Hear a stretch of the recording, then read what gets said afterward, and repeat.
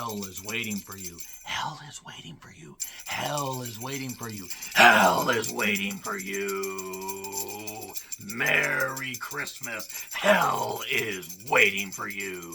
The Sacrifice Game is a Shudder original written and directed by Jen Wexler, who did films like The Ranger and also produced the 2015 independent horror movie Darling that I really liked. I thought that was nice and atmospheric and different, and I'm glad that Jen Wexler is getting to do a bigger project. Shudder is a great streaming service, by the way. No, I'm not sponsored. Wouldn't mind being sponsored, but if you're a horror fan, you're going to love Shudder. So enough plugging Shudder. This is also written by Sean Redlitz and stars Madison Baines as Samantha and Georgia Akin, not Ackham, not to be confused with the sound that John Lovitz makes as he voices the critic, which was a really terrific animated show that really deserved to go on a lot longer than it did. Very witty and everything, but that has nothing to do with this.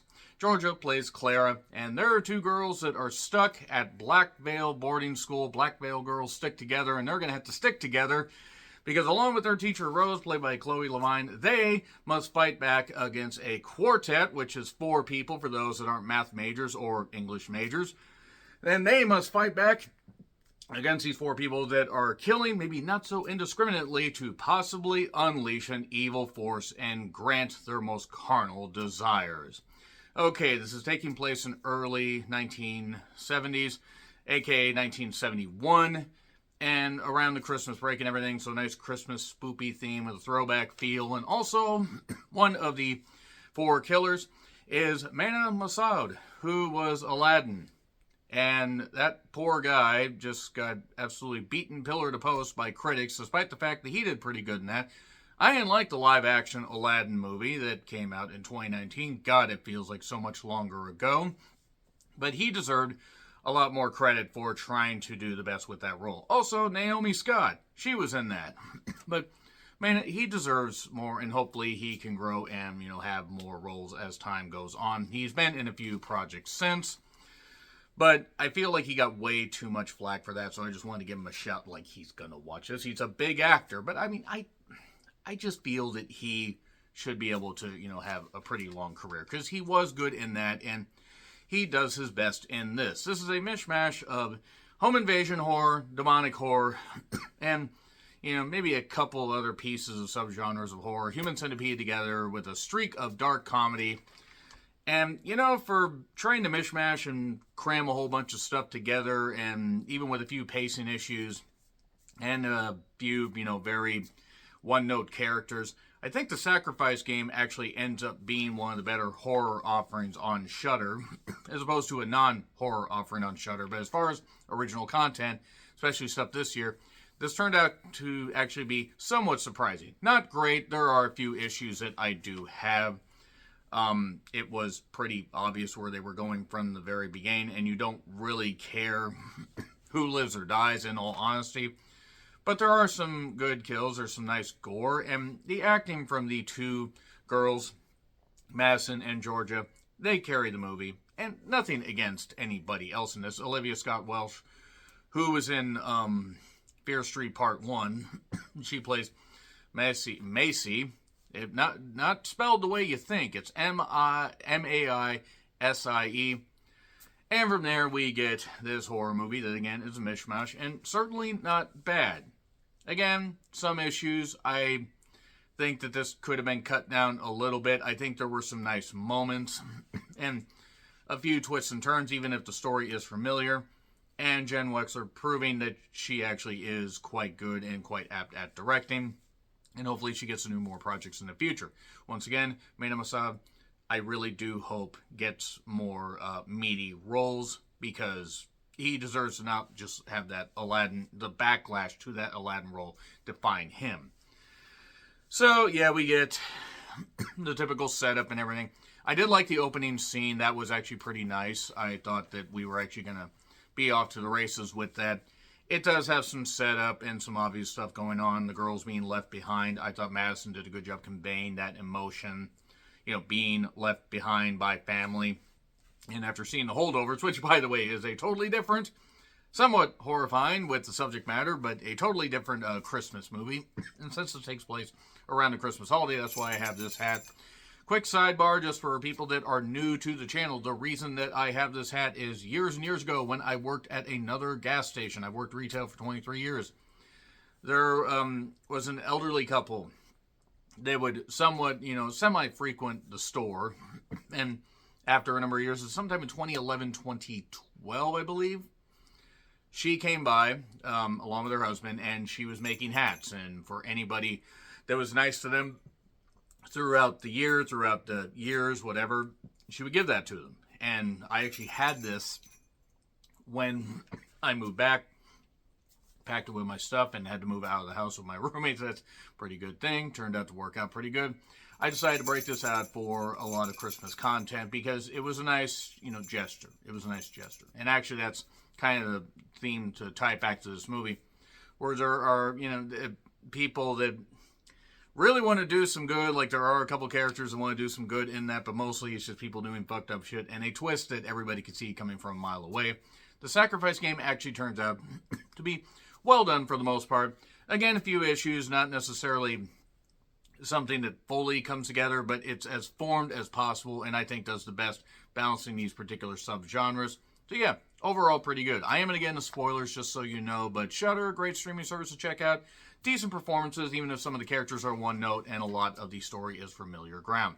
So 3, 2, 1, spoilers. Just warning you right there. So yeah, they do a home invasion. This group of people, along with Jude, Mena Massoud, Macy, and then you have a couple others, including a big guy named Grant. His story gets revealed a little bit later. And a very, very, very, late 60s, early 70s, get a haircut, hippie, bearded individual that gets shot when they hit a deer. And then they have to shoot the cop because the cop finds a piece of skin that they cut off of a guy.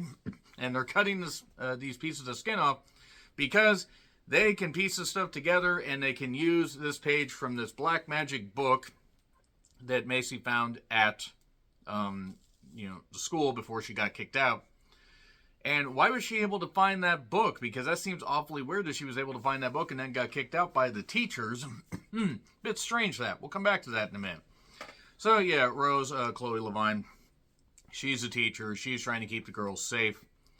And after all this stuff goes on, after there's a bit of a class part where a coven of witches is mentioned. Witches aren't real, scapegoats are. No, witches probably are very real, and scapegoats are real as well. So, Clara also kind of cuts herself. Don't do that. Help is out there. I'm not knocking, but help is out there. And after the cop gets killed, which is kind of a funny scene, at least it was funny to me.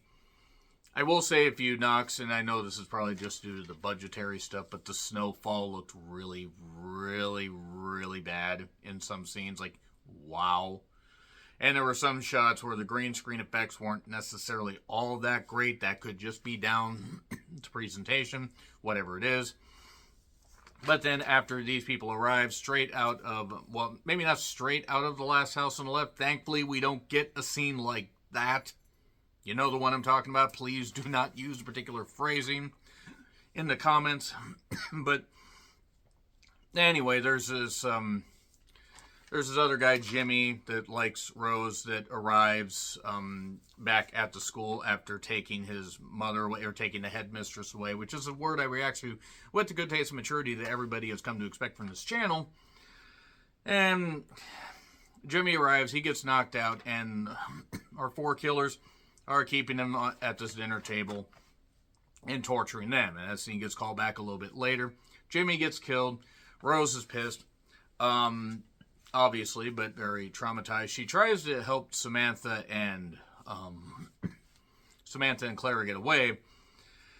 And Clara's very, very quiet and everything, and obviously disturbed. And I don't know the age of Madison, but I believe they said the actress Georgia Akin, who played her, was born in 2007, so that'd make her around 15 or 16, depending on when this was made.